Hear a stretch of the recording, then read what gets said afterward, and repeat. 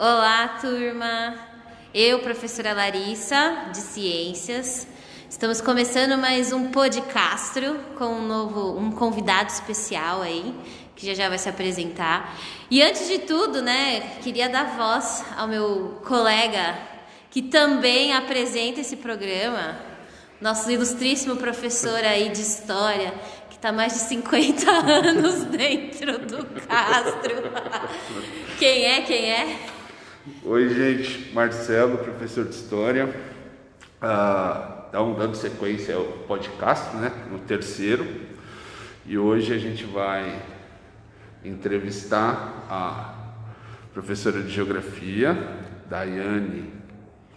Olá, gente, obrigada pela atenção de vocês, espero que vocês apreciem um pouquinho desse debate. Dai, você tá com que turma?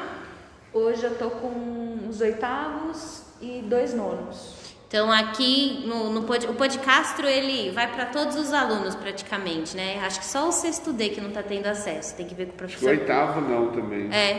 Aí a gente passa para você. Eu passo para Aí eles. para você postar lá para eles. Legal. Essa nossa conversa. Legal. Tá bom? Só lembrando, gente, quando vocês forem sugerir convidados, são pessoas que não apresentam esse podcast, tá? Então eu e o professor Marcelo não podemos nos convidar, apesar que eu preciso fazer uma entrevista, com você. O Neymar também não está disponível, tá? Não adianta pedir. Que a gente não vai conseguir. Mas assim, vamos pensar em pessoas acessíveis, que estão no nosso dia a dia, aqui dentro da escola, que se a gente puder trazer, a gente vai trazer. Vamos lá. Pergunta inicial, você faz ou eu faço? Começa aí. Pergunta inicial é aquela basicona para a gente começar Exatamente. a conversa, para saber o caminho da conversa, tudo, para ver se você vai entender as perguntas. Vacina ou cloroquina? Gente, primeiramente fora Bolsonaro. A gente já tem evidências suficientes para saber que a cloroquina não funciona, Então é vacina desde sempre. E agora com a vacina já acontecendo mais do que nunca, Eu sou a única não vacinada aqui nesse trio. Espero muito em breve estar vacinada. Eu já podia. Eu tô esperando porque como eu tinha ficado doente, Tem que aguardar. Vamos lá? Quando a gente conversou com o professor Júlio, a gente chegou ali num assunto sobre a questão do salário, que era pago para homens e mulheres e ter essa diferença salarial de mulheres recebendo menos. E a gente sabe que o futebol feminino, quando a gente comentou lá no podcast passado, dá um banho aí em muito futebol masculino, Então, eu acho que é legal a gente trazer um pouquinho mais desse nosso universo feminino, das mulheres, para conversar um pouquinho mais com vocês aí. Dai, como é ser mulher hoje no mundo em que vivemos? Ainda tá difícil? Estamos derrubando algumas barreiras, mas e aí, o que você acha? Eu penso que a gente vive um mundo em transição, então a gente já conseguiu muita coisa, já temos muitas vitórias contabilizadas, mas ser mulher é muito difícil ainda. Quando me perguntam o que eu penso da luta feminista, em geral as pessoas sempre falam do feminismo como uma luta por igualdade. E eu gosto de pensar, na verdade, como uma luta por respeito. Mulheres e homens não são iguais, nenhuma pessoa é igual, Exato. Então as mulheres, na verdade, elas estão buscando serem respeitadas como cidadãs, como seres humanos. E isso, infelizmente, a gente está alcançando muito aos poucos. A gente tem um recorte de classe muito forte nisso, Dependendo da classe social que você está, isso faz muita diferença. E aí, recorte de raça e recorte de gênero e recortes de orientação sexual, isso tudo faz muita diferença no respeito que você vai ter dentro da sociedade. Acho que a luta feminista hoje está muito atrelada a todas essas outras lutas, e a gente teve muitos avanços. Eu me sinto, se a gente for pensar, tem alguns países hoje no mundo que vivem uma política de gênero que ainda reflete períodos medievais, ainda reflete o começo do século passado. Então eu me sinto feliz, num ponto de vista, por viver no Brasil e ter um certo nível de liberdade e respeito, mas ainda assim sei que não é o máximo que a gente poderia alcançar. O Brasil hoje, ele é um dos países mais perigosos para as mulheres viverem no mundo. Isso você tem vários dados que apontam isso, tanto de violência doméstica, quanto de diferença salarial. Isso tudo reflete em qualidade de vida e a dificuldade das mulheres viverem hoje. Então, sim, acho que a gente tem muitos avanços contabilizados, acho que a gente tem muita coisa para comemorar, mas ainda muita coisa para se lutar para ser um ser humano respeitado de fato. Legal.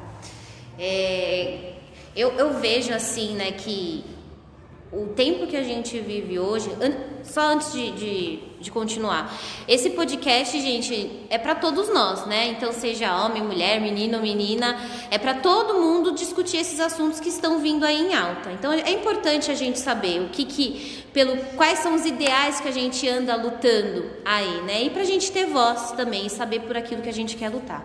Posso fazer só um comentário? Claro. É muito louco como a gente pensa, o feminismo é uma pauta feminista e as mulheres têm que lutar por isso, mas o feminismo é essa luta por respeito para as mulheres, mas visando uma sociedade melhor para todos, né? A gente pensar em respeito às mulheres é pensar em respeito às coisas femininas que podem ter nos homens, né? A gente tem uma discussão muito forte sobre as diferenças de gênero e como isso dificulta inclusive a vida dos homens, né? E como uma luta por respeito, uma luta por igualdade até em vários aspectos, vai trazer possibilidades melhores para a vida de todos, de fato, né? Não é aquela competição, é se ajudar. Né? A gente sabe que algumas coisinhas, nós mulheres somos mais delicadas, de fato, para poder realizar aquilo, mas é uma ajuda que um complementaria o outro, né? Então eu acho que pode-se até usar um pouco de igualdade, assim. Essa igualdade ela pode acontecer em vários aspectos, né? Apesar das nossas diferenças. Pensando em uma igualdade do ponto de vista legal, do ponto de vista de cidadania. De equidade. E considerando as nossas diferenças. Mas é isso, é um benefício coletivo, né? Eu acho que os homens também têm uma carga muito forte por conta do machismo que os prejudica em toda a sua existência, né? Exatamente. E se for pensar também, a gente começou a ganhar uma voz em pouco tempo, né? Desde que tudo começou. Sim, por isso eu penso muito que é um período de as pessoas falam muito, o movimento feminista é extremista, ou tem feminista maluca, ou feminazi. Mas é pensar que a gente vive um momento de transição, né?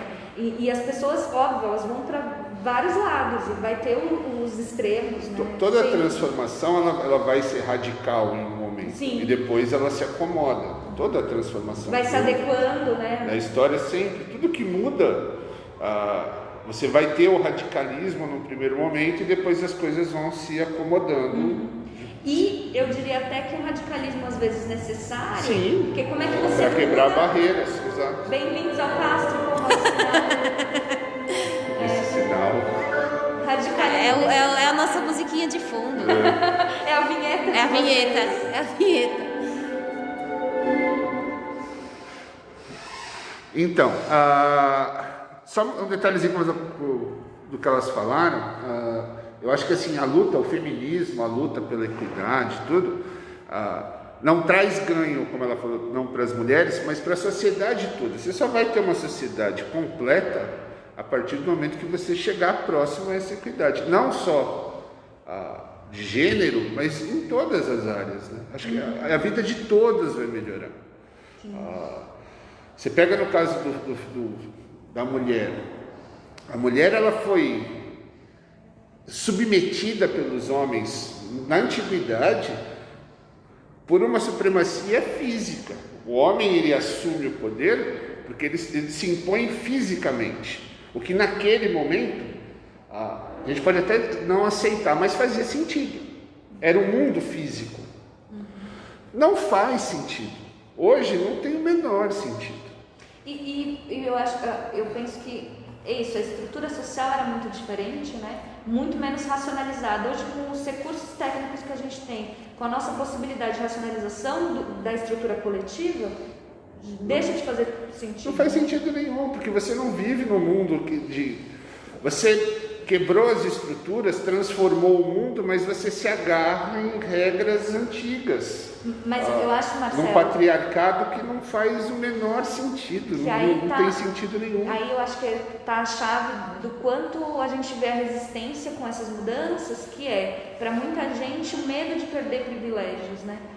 Eu acredito que e não só para os homens, tá? Porque eu acho que algumas mulheres veem essa estrutura mais tradicional, onde as mulheres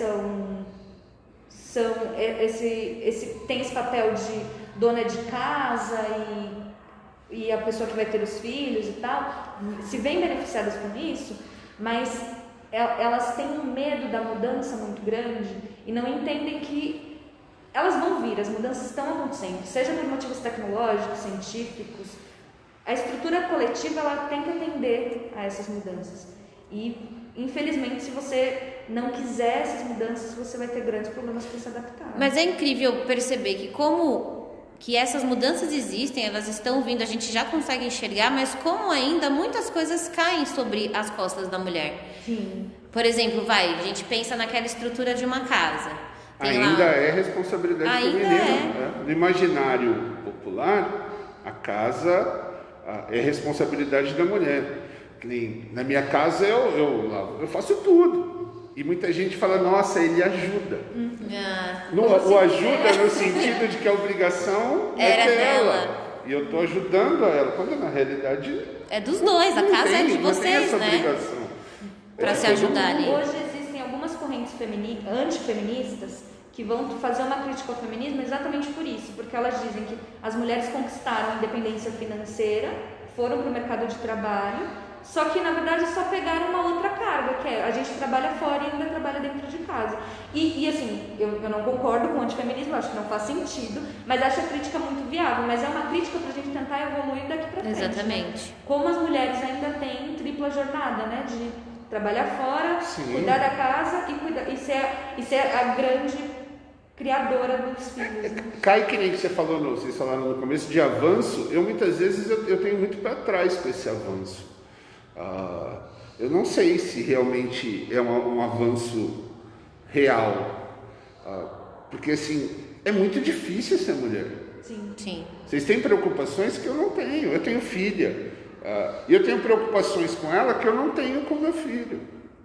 Exatamente. Tem conversas que eu tenho que ter com ela que eu não precisei ter com o meu filho. Quer dizer, eu não sei o quanto realmente avançou, ou se você tem um rótulo de avanço que esconde uma verdade muito triste, que as coisas continuam mesmo.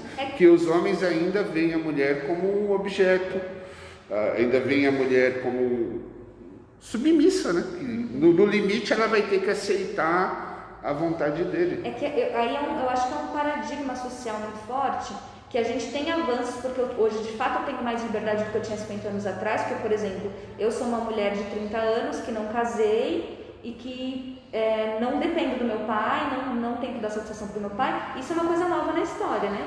Antigamente, ou meu pai ia ser responsável por mim, ou meu marido. A gente tem países... Eu estava vendo uma notícia que eu não sei se na Nigéria, essa semana, as mulheres adultas iam começar a ter permissão para morar sozinhas. Porque até então elas não tinham, ou era com o pai, ou era com o marido. Você não tinha permissão de viver sozinha. E isso a gente viu por muito tempo acontecer, inclusive no Brasil, né? As mulheres não tinham essa liberdade. E aí eu fico pensando que eu tenho essa liberdade por esse lado, mas por outros lados eu vou ter toda uma estrutura que eu acho que é muito do sistema capitalista, que está muito ligado à estrutura que é sempre hierárquica dentro do capitalismo, de que eu não tenho muitas vezes a condição econômica necessário para ter essa liberdade, eu não tenho respeito social para ter essa liberdade. E aí eu explico num sentido assim: eu moro sozinha há muitos anos, às vezes eu preciso de um eletricista para ir na minha casa e ele não me respeita porque eu sou uma mulher vivendo sozinha. E isso você vai ver de várias formas na sociedade. Às vezes eu não tenho liberdade sexual porque, por mais que eu possa querer ter, a sociedade não respeita isso. Então, assim, eu vivo um paradigma de eu tenho a liberdade, mas ao mesmo tempo os valores sociais ainda estão muito arraigados no que a gente vive. É um avanço, mas é sempre um avanço com um asterisco. Sim. Você sempre tem aquela questão. Pode. Mas as pessoas vão olhar e você como de uma mulher vai forma ser diferente. muito mais julgada do que um homem, né? Sim. Então, Com um lugar certeza. muito, muito mais pesado. Que é aquilo que a gente também estava conversando na semana passada, do racismo na questão do esporte, né? A gente sabe, nós somos um país racista. Tá intrínseco na gente. Parece que a história marcou ali. E não é algo que vai sumir do dia para noite. Mas aos poucos isso vai se diluindo. Mas a gente vê que a gente cai nesse mesmo barco. De eu como mulher tenho ali as minhas liberdades, eu sei o que eu posso, né? O que eu posso, o que eu não posso fazer, o que não me faz bem, mas eu vou ser julgada o tempo inteiro com outros olhares, né? E isso é muito complicado, de olhar e falar, não, é mulher, ela não é capaz de fazer nada. Então, você sempre vai ter essa preocupação. Sim. Mas ela é mulher, deixa eu fazer isso. Mas é mulher. Pô. Tem um avanço? Tem. Mas assim, eu fui morar sozinho. Eu nunca pensei em como as pessoas iriam ver isso. Porque não tive essa questão. Você já teve essa questão. Eu para levar um carro no mecânico, eu não tenho questão nenhuma. A forma como o mecânico vai agir não vai mudar. E a gente sabe que não muda. No caso da mulher não muda. Você tem outras preocupações que um homem não tem. Então, tem um avanço? Tem, mas eu acho que esse avanço ainda ele tem muito a caminhar até para ele se consolidar. Eu acho que ele não está consolidado. Ele só vai estar consolidado quando você não tiver que pensar nisso. Se fizer alguma coisa sem ter uma preocupação secundária. Então, talvez essas novas gerações que estejam aí vindo, né, e que a gente tem visto de novo, lá na frente, talvez isso não aconteça mais. Daqui a uns 20, 30 anos, talvez. Porque como o racismo, você tem o racismo estrutural e você tem o racismo cultural. O racismo cultural, você dilui ele nas gerações. Certo. A cada geração você vai ter um entendimento cada vez maior do não. Mas o estrutural é complicado. Sim, e eu acho complexo pensar isso no feminismo e no racismo também, porque está muito atrelado ao sistema econômico, né?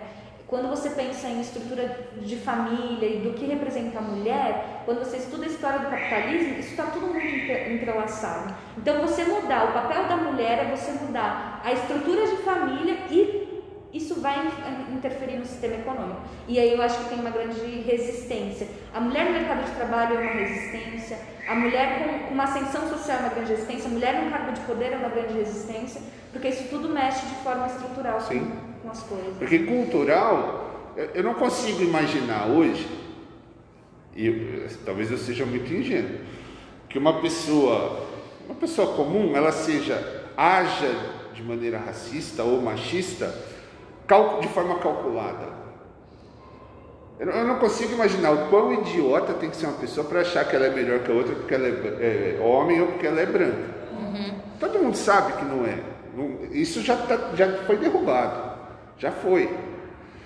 Mas ela vai continuar com o racismo e com o machismo porque ela aprendeu assim, porque os exemplos que ela tem são esses. Então é cultural, ela vai ter que quebrar essa cultura, vai ter que ir sendo destruída, desmontada. A gente se policiar, né? O que a gente fazia lá atrás, sei lá, 5 anos atrás, que pensa, putz, eu falei aquilo, eu disse aquilo, de palavras até que a gente não sabia o significado lá. É muito louco como são coisas. Eu acho muito, muito bom falar, né, de feminismo e falar de racismo, porque acho que são pautas em vários momentos se aproximam bastante. São coisas que as pessoas estão de fato acostumadas e elas nem percebem às vezes como isso, não é proposital, né? Seria o normal. Para elas é o normal. Faz um tempo e eu vi uma postagem no Facebook de um cara comentando que ele entrou num grupo e ele estava comentando que para ele estava muito difícil achar uma parceira porque ele queria casar, ele queria ter uma mulher para cuidar dos filhos dele, o sonho da vida dele era esse. E era uma postagem assim, super bonitinha, mas ele dizia que ele se sentia injustiçado porque ele fez faculdade, ele fazia academia, ele se cuidava e não conseguia achar a mulher dos sonhos dele.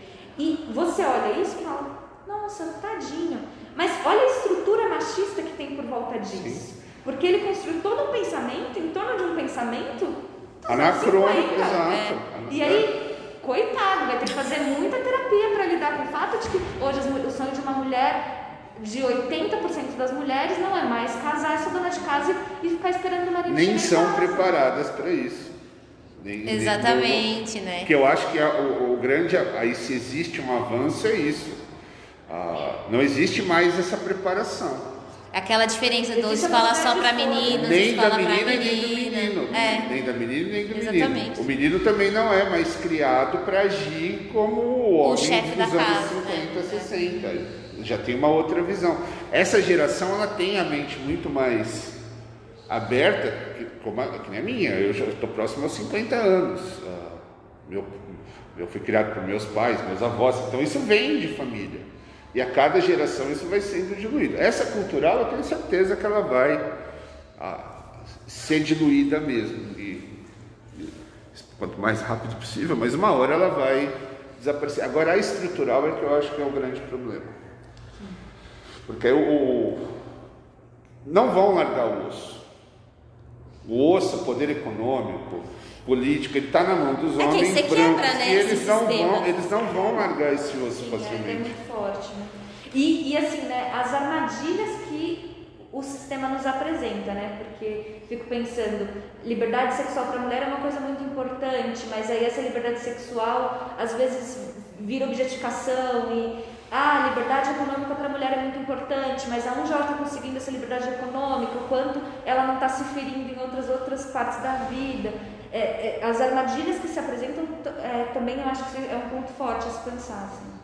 E a gente vê que agora, pelo menos dentro da política, a mulherada está começando a abrir o caminho, né? Faz, acho que 3, 5 anos, eu não sei, que construiu o primeiro banheiro feminino dentro lá do plenário, né? Daquele local. Então, se você for ver isso, 5 anos atrás, É muito recente. São coisas que a gente está em 2021 ainda. Tem coisa que é inacreditável você imaginar que a gente luta por isso ainda. E pensar que a gente está vivendo até com uma fase boa, né? A gente tem essa liberdade. E outros países? E ainda com vários poréns, né? Eu estava vendo essa semana um vídeo de uma comentadora que eu gosto muito, que é a Gabriela Prioli, e ela estava falando da CPI do Covid, que não tem uma relatora mulher, que existem algumas deputadas que para comentar, e que nitidamente, quando a fala é de mulheres, as pessoas são muito mais agressivas. Mas isso em tudo. Em tudo. E assim, eu estou dando esse exemplo como o lugar da gente de fala geralmente é uma luta para poder ser representada, é uma luta para poder falar, e daí eu acho que se explica de várias formas o radicalismo que você vê em muitas frentes do movimento feminista.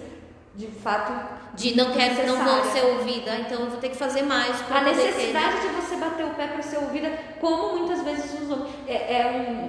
É um clássico, às vezes você fala uma coisa, ninguém liga, um homem repete a mesma coisa e aquilo vira assim, nossa, a iluminação, porque a voz da mulher não é respeitada. A gente é muito louco, né? A gente é infantilizada dentro da sociedade. Eu, como mulher adulta, sou infantilizada por ser mulher. E aí, para poder me fazer ouvir, eu preciso me colocar 4 vezes mais e aí eu viro a mulher agressiva. Vai ser a louca. Eu estava vendo, mês passado, teve o dia mundial contra a pobreza menstrual. E uma das deputadas, a Tabata Amaral, levou um projeto, né, para distribuição de absorventes no SUS. Né, pelo SUS, igual faz com preservativo. E tiraram um sarro da cara dela, falar, você vai trazer esse assunto para cá? Gente, com tanta coisa importante para discutir, vai ter que falar isso? Como se isso não tivesse uma importância, né? E você vê que é algo, assim, que seria o mínimo, né? Um item básico de higiene, porque a gente sabe que mensalmente isso vai acontecer. É fisiológico, é necessário. É algo que faz gerar uma outra vida, né? Então, antes eu não pensava nisso, para mim nem passava pela minha cabeça, mas aí a gente começa a ter um contato com outros grupos, começa a enxergar outras realidades que, para mim, é algo que parece supérfluo, para outro tem que escolher, ou eu ponho comida na mesa ou eu compro um pacote de absorvente. Isso eu acho muito legal, Lari. Só um parênteses, foi aprovado que nas escolas também vai ter distribuição de absorvente, nas escolas públicas, né? É parte desse mesmo projeto. Uma coisa que eu acho muito interessante é que quando se fala em luta feminista, você tem um destaque enorme, né? As feministas, a pauta do feminismo é o aborto. E de fato, uma pauta feminista muito forte é o aborto, porque o aborto é visto hoje como, principalmente em países emergentes, como uma problemática de saúde pública, onde as mulheres fazem abortos de fato e elas não têm acesso a um tratamento e elas podem ser criminalizadas por isso, elas podem ser presas por isso, por uma decisão que elas tomaram sobre o próprio corpo. Então, é de fato uma pauta feminista. Mas você pensa, a criação de creches é uma pauta feminista. A criação de lugares políticos, de cota para as mulheres é uma pauta feminista. A criação de postos para você ter atendimento contra a violência da mulher é uma pauta feminista. E aí você uma segurança posterior também. Uma segurança, um atendimento. Porque o atendimento da delegacia da mulher, ele existe tudo, mas essas mulheres denunciam e muitas vezes ficam abandonadas economicamente. E você não tem nenhum suporte. Sim. Que é uma questão que precisa ser muito... E assim, eu acho engraçado como muitas vezes de forma midiática se reduz o movimento feminista a só uma coisa que de fato é muito polêmica na sociedade, né? A gente tem várias pesquisas que mostram que a população brasileira, por uma influência muito forte da religião predominante aqui, catolicismo e o cristianismo no geral, é contra o aborto, e aí usam isso como um slogan para falar mal do movimento feminista e esquecem toda a luta feminista que é ampla e trouxe muitas coisas muito positivas para toda a nossa sociedade. Isso é muito... Você vê isso o tempo todo. Você pega um movimento que é amplo e coloca um rótulo de uma coisa que desagrade a maioria. Sim. Você tem isso nos movimentos sociais, movimento sem terra, movimento negro. Você pega um ponto, que é um ponto que vai gerar polêmica e coloca aquilo como se fosse a única coisa que estão lutando. E é muito importante, né, a gente ressaltar como a importância de se pesquisar de fato, né, de buscar entender, né, a história do movimento feminista. Ela é muito bonita até, assim, e longa. Ela está sempre se renovando, e hoje você tem um movimento feminista super plural que está defendendo diversas pautas e você não ouve falar disso, né, na grande mídia, ou de forma que é só para chocar, você não se fala. Se utiliza como uma radicalização. Sempre um lado radical. Reduzir, né? Não se leva a sério. Mas é uma forma de desmobilizar, né? Sim, total. De gerar a crítica, de distanciar as pessoas do movimento. Não é à toa que isso acontece. Não é à toa. Não é foi coincidência. Não, é feito de propósito para afastar as pessoas desse pensamento.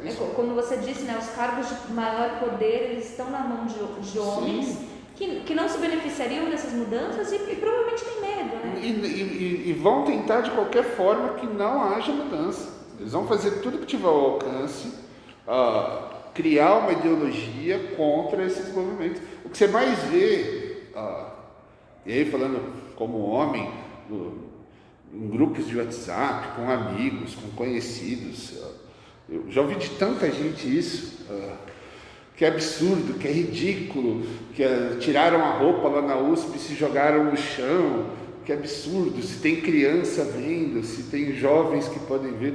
É o mesmo cara que não sai dos sites pornográficos. Sim. Quer dizer, quando a mulher é um objeto, quando é uma coisa sexualizada, pode.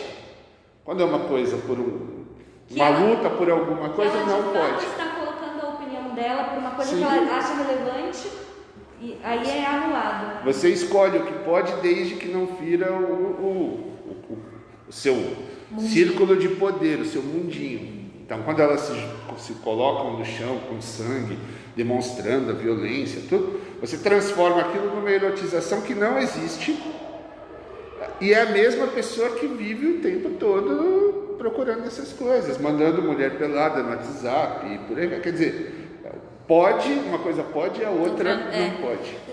Sabe quando eu falei a palavra infantilização, mas até gostaria de tirar ela, né? A gente não está no lugar de infantil, porque mesmo a criança, ela tem um certo respeito na sociedade porque ela tem uma atenção. A gente, de fato, é colocado no lugar de objeto, inanimado, que não tem vontade, que é para servir.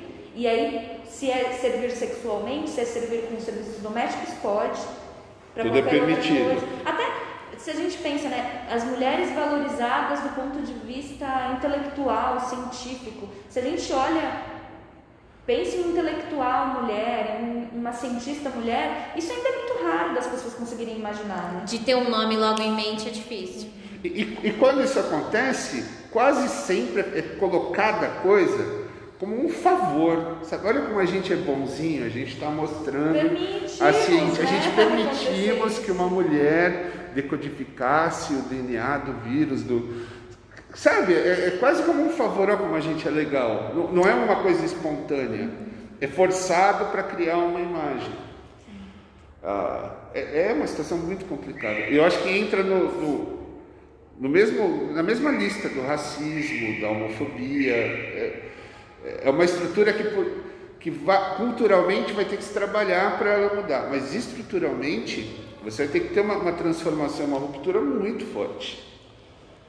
É que está muito ligada à vontade coletiva, né? Que infelizmente ela é direcionada por pessoas de poder, né? Então vai ser um processo realmente muito lento. Mas que aconteça, né? Acho que está acontecendo, né? Ainda que uma coisa que eu sempre gosto de só da gente discutir isso já é relevante. Sim. Mas eu gosto de pensar, o Irã é um país hoje que vive uma ditadura islâmica, mas que foi um país que até a década de 60 era um país extremamente avançado para o mundo árabe. Ele vivia, assim, as mulheres iam à universidade, vivia uma relativa paridade entre homens e mulheres, e que teve um processo que foi político-religioso, onde a gente viu a Revolução Iraniana, e que teve um retrocesso gigantesco, principalmente para as mulheres, que foram quem mais sofreram com esse episódio. E aí eu sempre fico pensando, eu acredito sim que a gente está melhorando, mas eu acho que a gente tem que se agarrar ao máximo às mudanças e lutar por elas o tempo inteiro, porque sim, a gente pode perdê-las. Eu vejo muita gente pensando, mas isso é direito garantido, isso é direito dado, a gente não pode perder. Não, eu acho que temos que ter medo sim de perder e continuar lutando por nesse isso. momento em específico, não. Mais do que qualquer outro. Sim. Podemos retroceder e às vezes retrocesso que a gente nem percebe, né? Só aconteceu, recentemente tinha um projeto de lei querendo que as mulheres que fossem estupradas recebessem auxílio do governo para que elas tivessem, se elas ficassem grávidas, elas tivessem esse filho. E isso é um retrocesso gigantesco, né? Isso era um direito garantido por lei de que as mulheres que sofressem aborto e chegassem a ficar grávidas, elas tinham o direito de abortarem. Se houvesse um estupro, né? Sim, se houvesse um estupro. E aí você vê esse retrocesso. Nessa mesma PL também tinha a tentativa de que mulheres que tivessem filhos anencéfalos teriam que gestar a criança até que elas tivessem um aborto natural. Isso é cruel, isso é, assim, tirar a humanidade da pessoa, porque ela ia estar gestando um ser que ela sabia que não ia ter vida, mas ela ainda assim ia ser obrigada pelo Estado a seguir com essa gestação. É assim, então a gente pode ter retrocesso a qualquer momento e eles estão pipocando assim o tempo inteiro. Isso aí. Mais alguma coisa, dona Larissa? Tocou o nosso sinal. Acho que o nosso tempo acabou, né? Dai, se você pudesse deixar aí uma frase para essa semana reflexiva, que mensagem você quer deixar aí para essas meninas, para esses meninos também que... Não, deixa eu falar primeiro. Feminismo não é coisa de mulher. Certo? Os rapazes que estão ouvindo aí, feminismo não é uma luta das mulheres, é uma luta da sociedade. Nós temos tanta ou mais obrigação.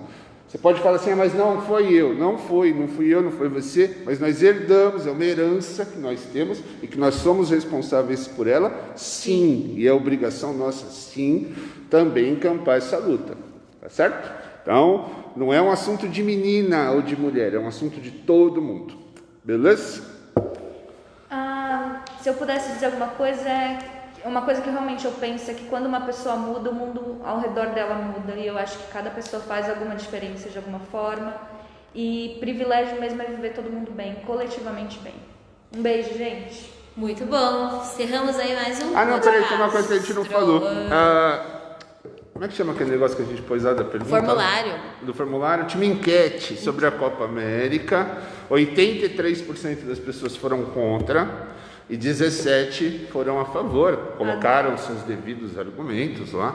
Respeitamos todos, embora concordemos ou não com eles. Tá certo? Nessa semana, novamente, a gente vai colocar um formulário, uma outra enquete para vocês responderem. Usem máscara, gente. Covid ainda tá aí.